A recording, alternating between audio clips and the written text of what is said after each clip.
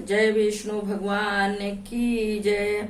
धर्मराज युधिष्ठिर बोले कि हे भगवान, अब आप अधिक लौद मास की शुक्ल पक्ष की एकादशी के बारे में बतलाइए। उस एकादशी का नाम क्या है तथा उसके व्रत की विधि क्या है, सोच समझा कर कहिए। श्री कृष्ण भगवान बोले कि हे राजन, अधिक लौद मास की एकादशी का नाम पद्मिनी है। इस एकादशी के व्रत से मनुष्य विष्णु लोक को जाता है। हे राजन, इस विधि को मैंने सबसे प्रथम नारद जी से कहा था। यह विधि अनेक पापों को नष्ट करने वाली है तथा मुक्ति और भक्ति प्रदान करने वाली है। आप ध्यान पूर्वक श्रवण कीजिए। दशमी के दिन व्रत को शुरू करना चाहिए और कांसे के पात्र में भोजन मांस, मसूर, चना के 2 शहद, शाक और प्रायः अन्य दशमी के दिन नहीं खाना चाहिए। इस दिन हरि विषय भोजन करना चाहिए और नमक भी नहीं खाना चाहिए। उस रात्रि को भूमि पर शयन करना चाहिए और ब्रह्मचर्य पूर्वक रहना चाहिए।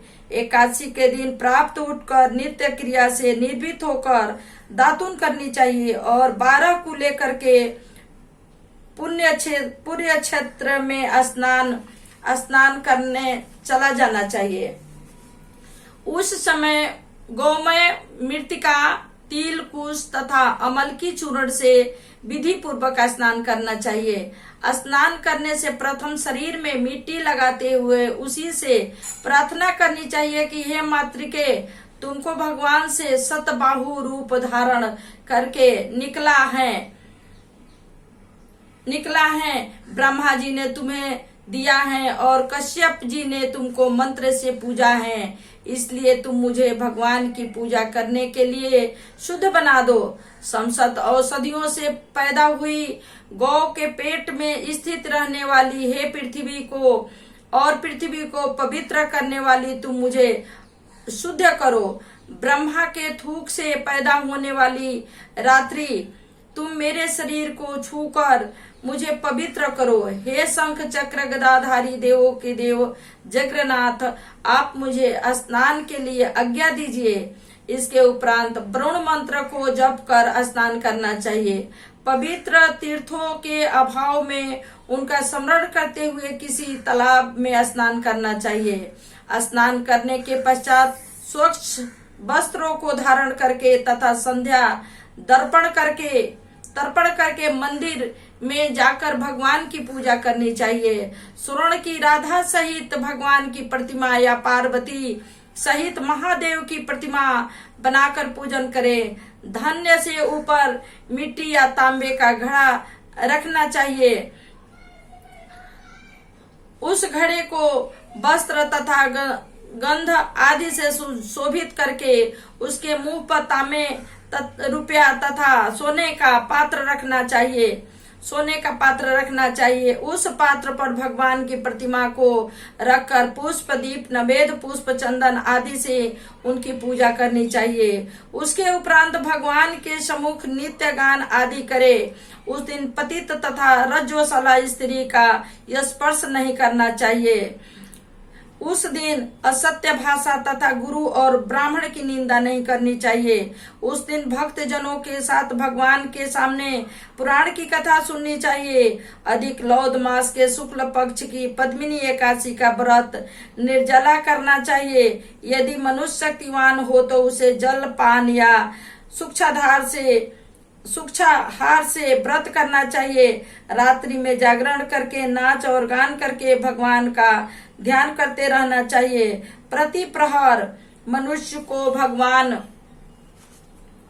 या महादेव जी की पूजा करनी चाहिए। भगवान को पहले प्रहर में नारियल, दूसरे में बिलपत्र, तीसरे में सीताफल तथा चौथे में सुपारी नारंगी अर्पण करनी चाहिए। इससे पहले प्रहर में अग्नि का होम का, दूसरे में वाजपेय यज्ञ का, तीसरे में अश्वमेध का और चौथे में राजसूय यज्ञ का फल मिलता है। इस फल से अधिक संसार में न यज्ञ है, न विद्या है, न तप है, न दान है आदि है। एकादशी का व्रत करने वाले मनुष्य को संसद तीर्थों और यज्ञों का फल मिलता है। इस तरह से सूर्योदय तक जागरण करना चाहिए और स्नान करके ब्राह्मणों को भोजन कराना चाहिए। सब पदार्थ भगवान की प्रतिमा सहित ब्राह्मणों को देना चाहिए। इस प्रकार जो मनुष्य विधि पूर्वक भगवान की पूजा करते हैं उनका जन्म फल और हो जाता है। विधि पूर्वक भगवान की पूजा तथा व्रत करते हैं उनका जन्म सफल हो जाता है और इस लोक में अनेक सुखों को भोगकर अंत में विष्णु लोक को जाते हैं। हे राजन, मैंने आपको एकादशी के व्रत का पूरा विधान बतला दिया। अब जो पद्मिनी एकादशी का भक्ति पूर्वक व्रत करते हैं उनकी कथा कहता हूँ, ध्यान पूर्वक श्रवण कीजिए। यह सुंदर कथा पुलत्स्य जी ने नारद जी से कही थी। एक समय कार्तिवीर ने नारद को कारागार में बंद कर दिया था।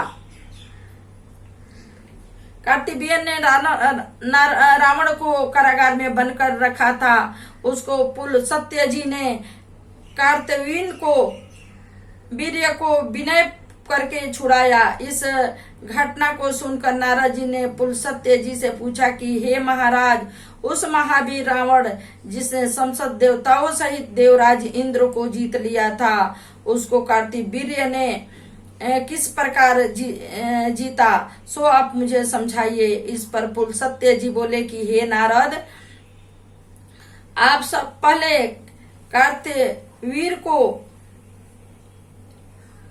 उत्पत्ति सुनो।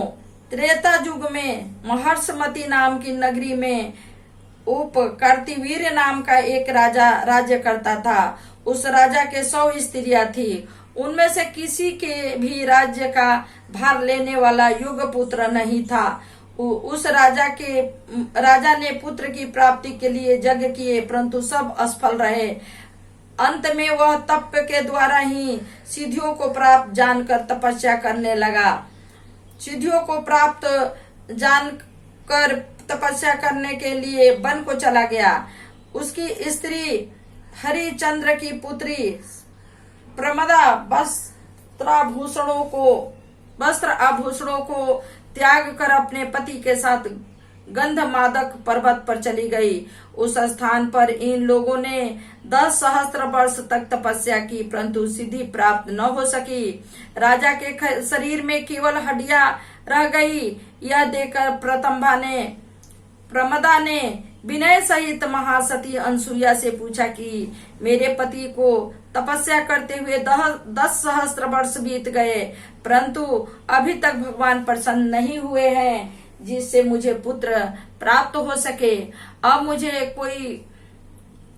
आप मुझे कोई व्रत बतलाइए जिसे मुझे पुत्र की प्राप्ति हो। इस पर अनसुईया जी बोली कि अधिक लौद मास जो कि 32 महीने बाद आता है, उसमें 2 एकादशियां होती हैं, जिसमें शुक्ल पक्ष की एकादशी का नाम पद्मिनी और कृष्ण पक्ष की एकादशी का नाम परमा है।